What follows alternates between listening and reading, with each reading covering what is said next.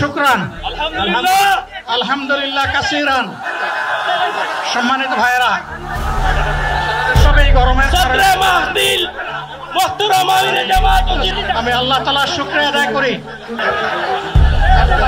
আল্লাহ তাআলার শুকরিয়া আদায় করি আবার আপনাদের সামনে দাঁড়াতে পেরেছি।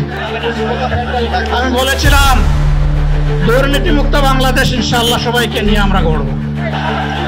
আমরা কথা দিচ্ছি, বাংলাদেশ জামাত ইসলামী যদি আল্লাহ তাআলার মেহেরবানি ভালোবাসা নিয়ে সরকার গঠন করে, তাহলে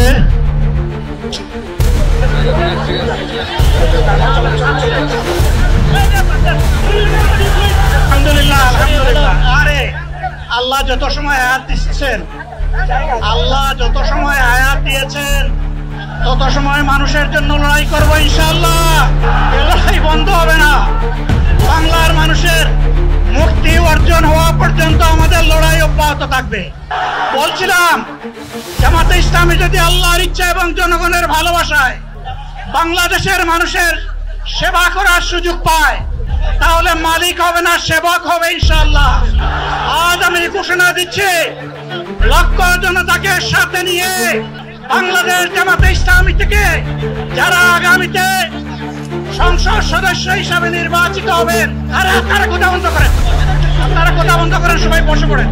যদি আল্লাহর ইচ্ছায় জনগণের ভালোবাসায় বাংলাদেশ জামাতে ইসলামী থেকে সংসদ সদস্যরা নির্বাচিত হয়ে সরকার গঠন করেন, তাহলে কোন এমপি, কোন মন্ত্রী আগামীতে সরকার কিন্তু প্লট গ্রহণ করবে না।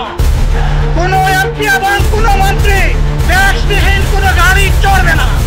কোন এমপি এবং কোন মন্ত্রী তার নিজের হাতে কোন টাকা চালাচালি করবে না।